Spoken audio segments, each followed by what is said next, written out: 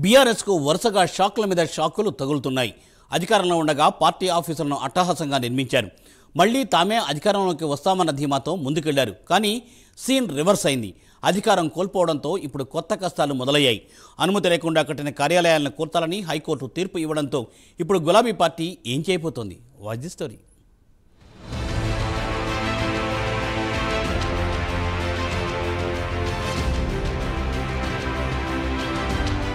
10 ఏళ్లు బీఆర్ఎస్ అధికారంలో ఉంది. అయితే మొదటి 5 ఏళ్లు పూర్తిగా పాలనపైనే ఫోకస్ పెట్టారు కేసీఆర్. దీంతో పార్టీని పెద్దగా పట్టించుకోలేదు.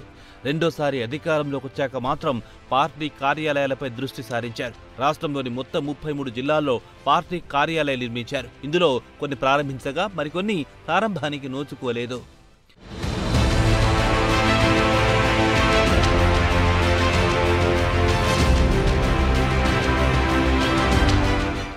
అన్ని జిల్లాల్లో పార్టీ కార్యాలయాలు నిర్మించి కార్యకర్తలకు శిక్షణ తరగతులు నిర్వహించాలనేది కేసీఆర్ ఆలోచన. మూడోసారి అధికారంలోకి వస్తామనే ధీమాతో పార్టీ కార్యాలయాలకు అనుమతులు తీసుకోకుండానే కొన్నింటిని నిర్మించారు. ఇప్పుడు అవే వివాదాస్పదంగా మారాయి. తాజాగా నల్లగొండ బీఆర్ఎస్ పార్టీ కార్యాలయాన్ని 15 రోజుల్లోగా కూల్చాలని హైకోర్టు ఆదేశాలు ఇవ్వడం చర్చనీయాంశంగా మారింది.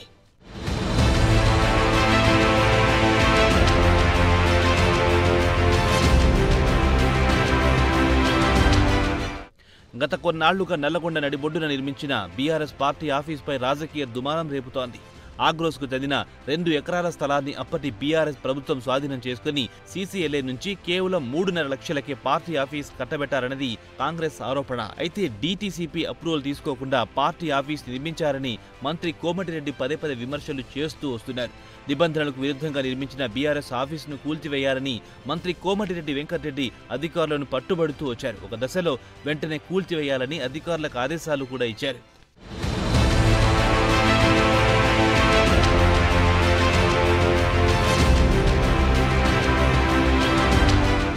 అయితే ఈ వివాదం ముదరడంతో మున్సిపల్ యాక్టు 146 సెక్షన్ ప్రకారం టీఎస్ బీపాస్కు అప్లై చేసింది బీఆర్ఎస్. నిబంధనలకు విరుద్ధంగా ఆఫీస్ కడితే దానికి ఎంత పెనాల్టీ చెల్లించాలో చెబితే అంత కడుతామని కలెక్టర్ స్టేట్ కమిషనర్కు లెటర్ పెట్టింది. ఈ స్థలాన్ని సీసీఎల్ఏ రూల్స్ ప్రకారం కొన్నామని, ఆఫీస్ నిర్మాణంలోనే పర్మిషన్ తీసుకోలేదు కాబట్టి టీఎస్ బీపాస్లో పెనాల్టీ చెల్లిస్తామని లేదంటే కోర్టును ఆశ్రయిస్తామని తెలిపింది. పార్టీ కార్యాలయాన్ని రెగ్యులర్ చేసే విధంగా మున్సిపల్ శాఖ అధికారులు ఆదేశాలు ఇవ్వాలని హైకోర్టులో పిటిషన్ కూడా వేసింది. కానీ హైకోర్టులో ఆ పార్టీకి చుక్కెదురయ్యింది. పార్టీ కార్యాలయం కట్టిన తర్వాత ఏ రకంగా అనుమతులు ఇస్తారని హైకోర్టు ప్రశ్నించింది. 15 రోజుల్లో పార్టీ కార్యాలయాన్ని కూల్చడంతో పాటు ₹1,00,000 నష్టపరిహారం చెల్లించాలని బీఆర్ఎస్ను హైకోర్టు ఆదేశించింది.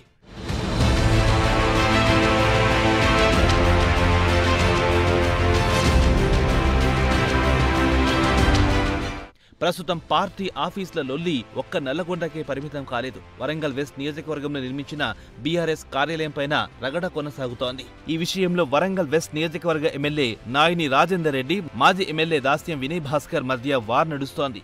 పార్క్ స్థలం కబ్జా చేసి పార్టీ కార్యాలయం నిర్మించారంటూ దాన్ని బుల్డోజర్తో కూల్చివేస్తామంటూ నాయిని రాజేందర్ రెడ్డి పలుసార్లు విమర్శలు చేస్తూ వచ్చారు. ప్రస్తుతం ఈ అంశం కూడా కోర్టు పరిధిలో ఉంది. ఇలా పలు జిల్లాల్లో బీఆర్ఎస్ పార్టీ నిర్మించిన కార్యాలయాలపై కాంగ్రెస్ సర్కార్ ఫోకస్ పెట్టింది. దీంతో ప్రధాన ప్రతిపక్ష పార్టీలో అలజడి మొదలయ్యింది. ప్రస్తుతం నల్లగొండ పార్టీ ఆఫీస్ విషయంలో హైకోర్టు ఇచ్చిన తీర్పుపై పార్టీ అధిష్టానం సమాలోచనలు చేస్తోంది. న్యాయ నిపుణులతో చర్చిస్తోంది. మరి పార్టీ కార్యాలయాలను కాపాడుకోవడానికి బీఆర్ఎస్ ఏ విధంగా ముందుకెళ్తుందనేది చూడాలి.